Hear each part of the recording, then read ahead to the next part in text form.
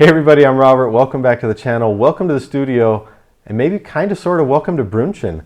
A lot of you guys know Brünnchen is YouTube corner. It's the corner that people think all of the crashes happen, but in reality it's just the corner where the most spectators are, which means the most phones are there, the most YouTube personalities are there filming, auto addiction, stateside supercars, etc. You can see them there a lot. And it's a corner that some people like to show off and maybe push through a little bit. So that does get them in a little bit of trouble because they know the spectators are there and they know the cameras are there. If you're on my Instagram, you know very well that the other day I had a very big off at Brünnchen. I almost crashed the GT2RS MR into the wall. I would say it was about 50 centimeters from the wall at the closest point.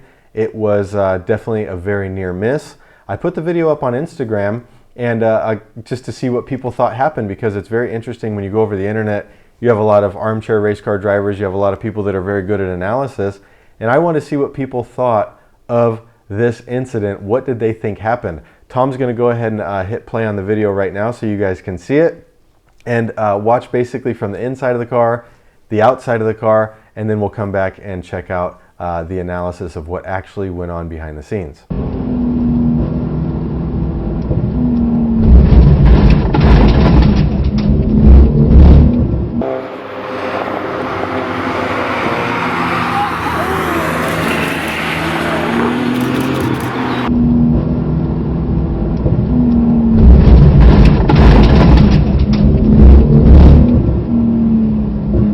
All right, so you guys have seen that from the inside, the outside, and both of those synced up together. I put the inside footage on my Instagram channel. The outside footage you could have seen on Stateside Supercars YouTube channel from that day of filming.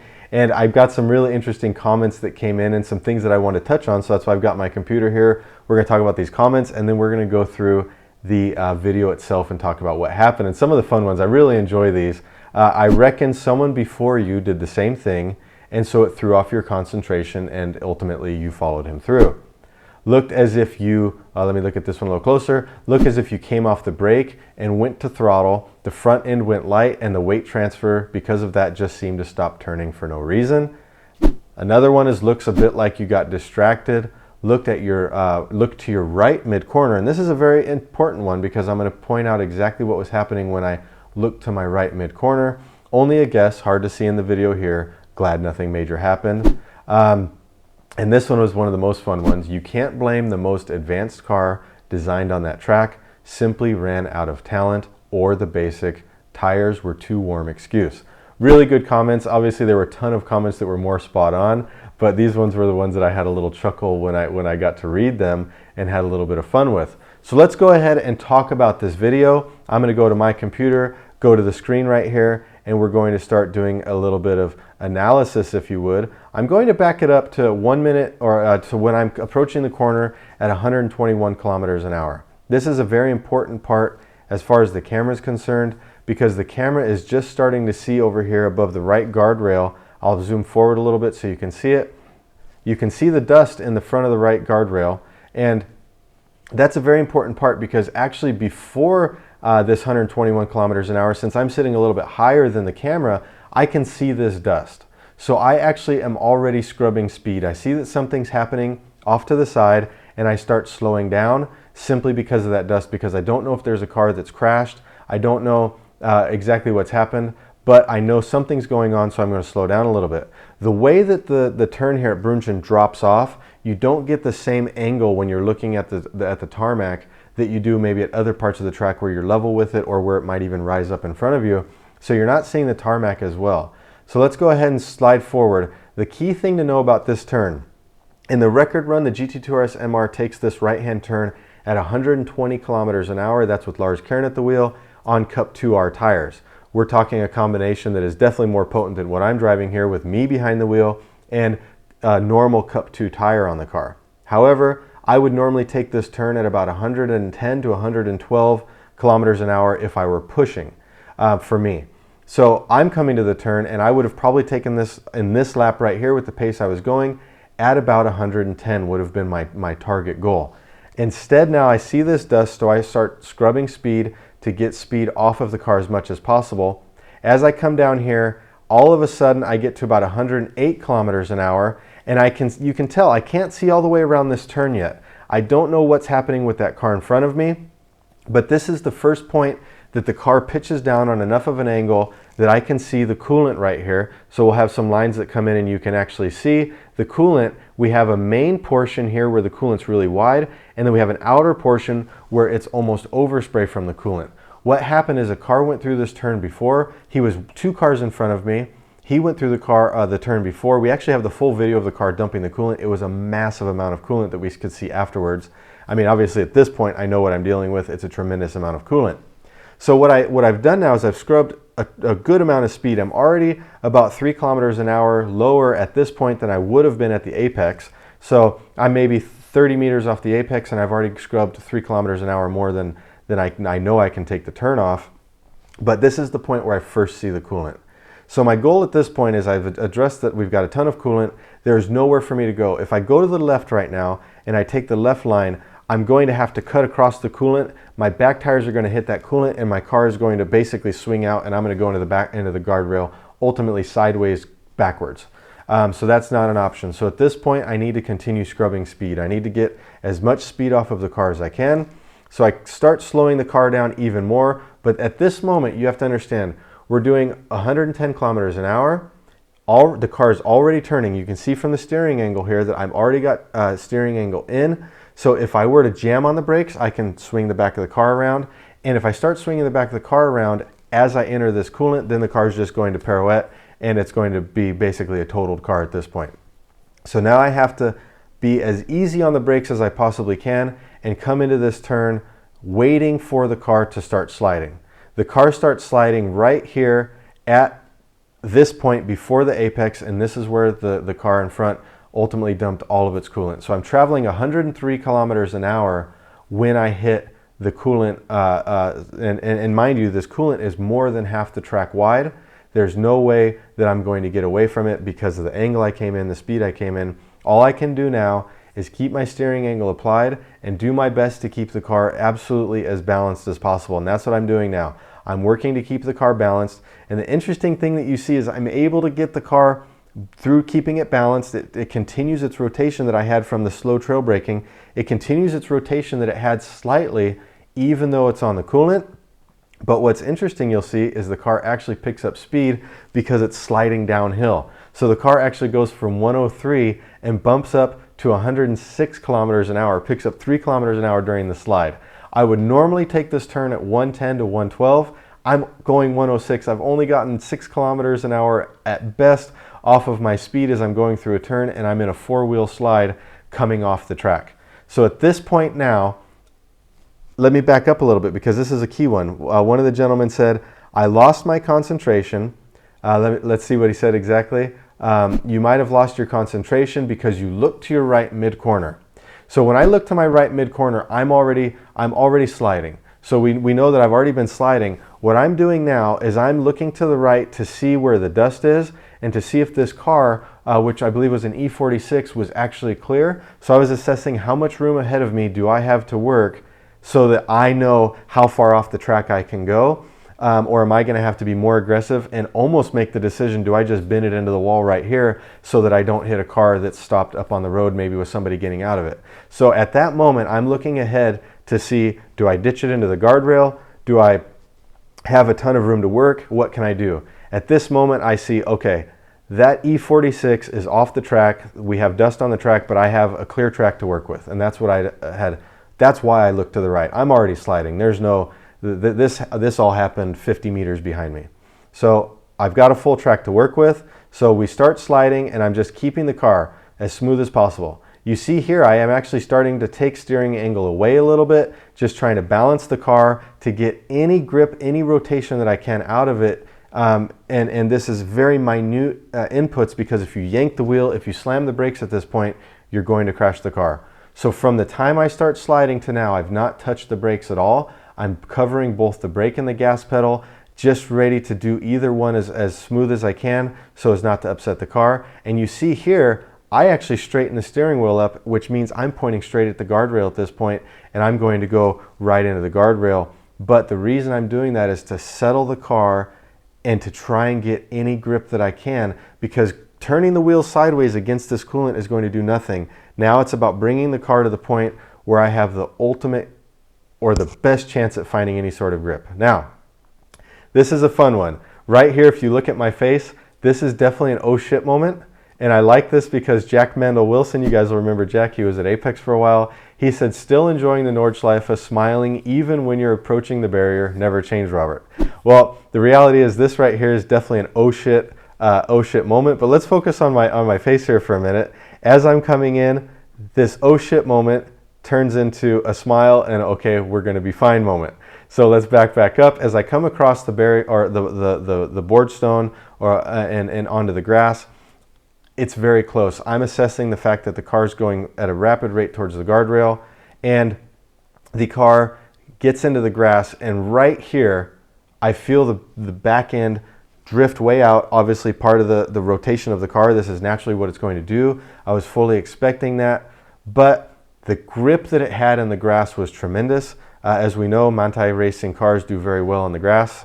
A lot of jokes about Kevin Estre passing in the grass, etc. The Porsche performs flawlessly in the grass, and at this moment I could feel it dig in, and I knew now I'm able to start working the gas and the brake. I'm able to start giving some counter steer input actually the other direction, and I'm able to work it and ultimately get the car safely pointing in the direction that it needs to be.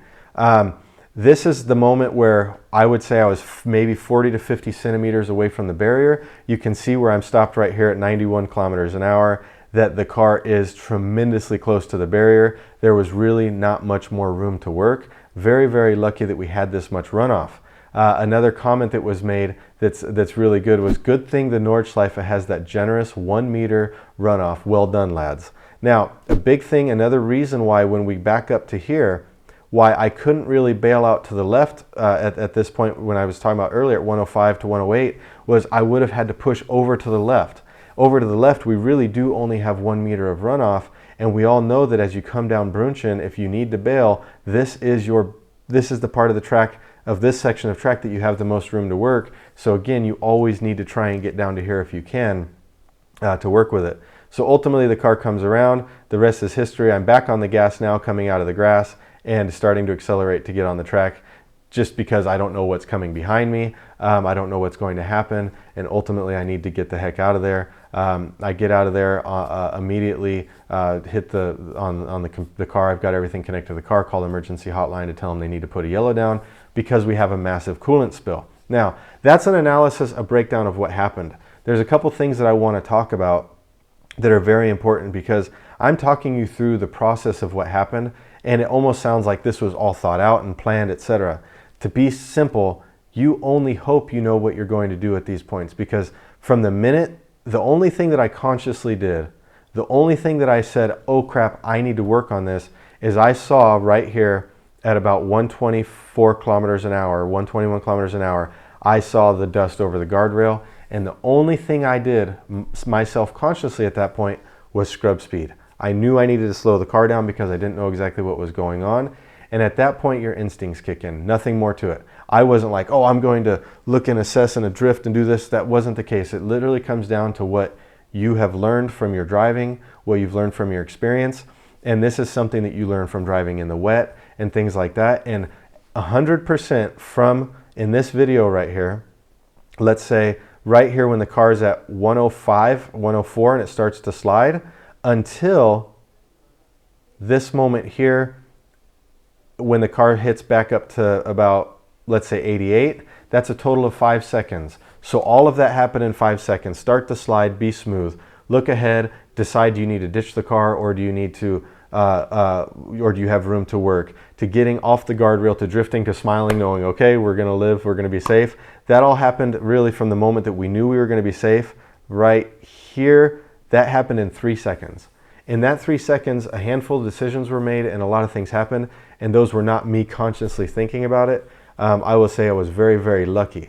I was lucky that I was able to see enough to scrub the speed. Had I hit that at 10 kilometers an hour faster, I would have been in the guardrail. I wouldn't have had that 50 centimeters to work with.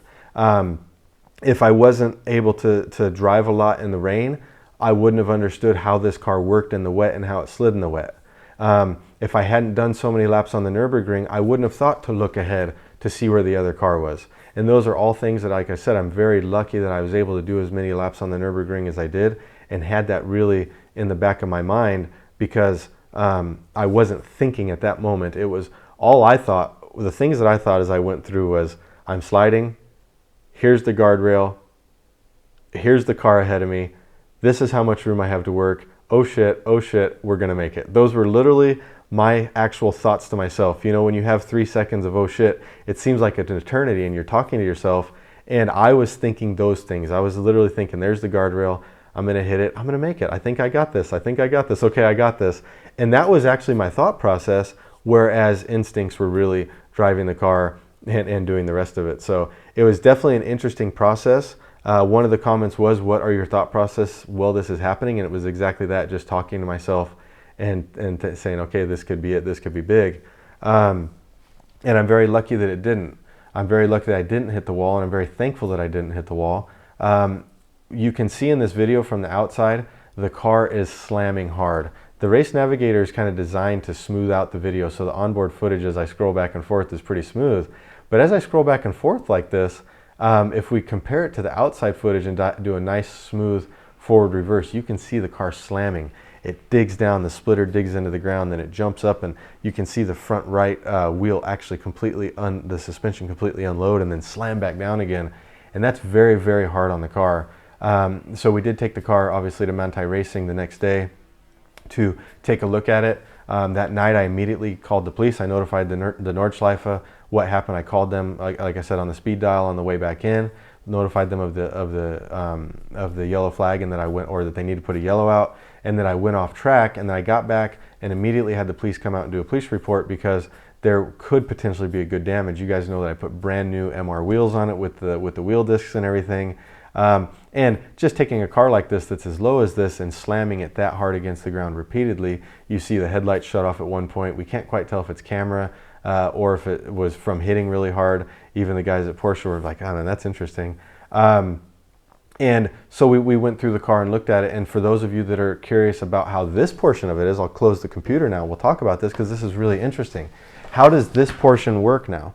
So what we have is, we have a car that went off on coolant.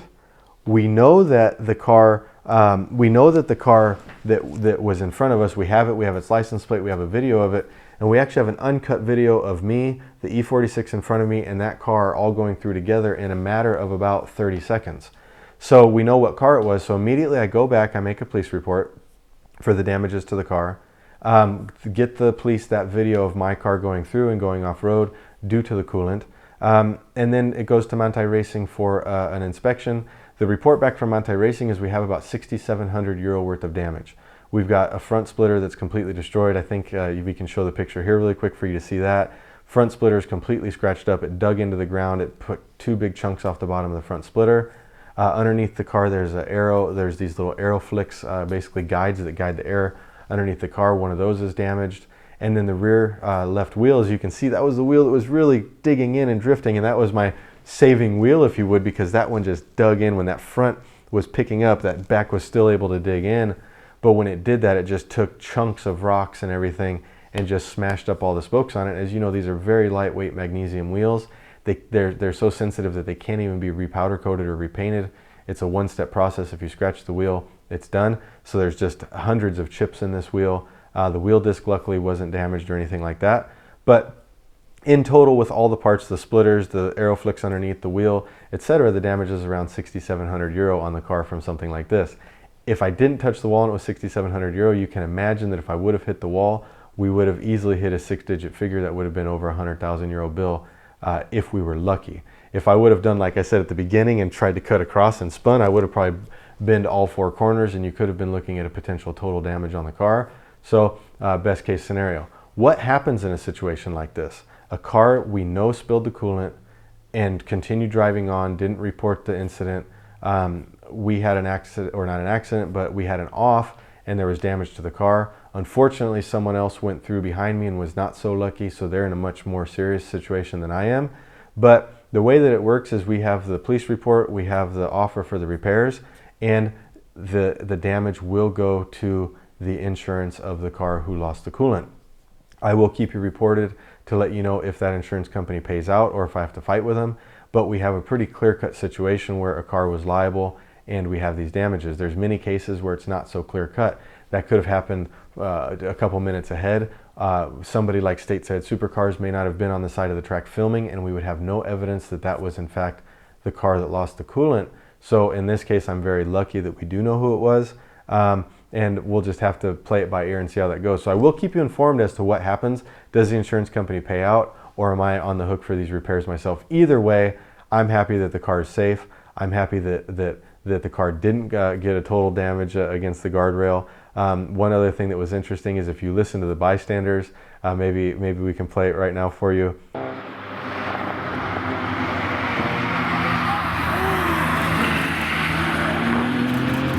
You can hear their surprise because everybody on the side thought that the car was going for the guardrail. And as I was hitting the board stone based on the grimace in my face, I thought it might be too. Very close. It was as close as I want to get to crashing a car like that. I've only had one other incident on the Nürburgring where I had a crash. I've been off many times. I've been pushed off the track by cars and not had incidences. I was pushed off in the E92, had to go over the gravel when an E36 wasn't paying attention and pushed wide. We were on a track day which had passing on both sides.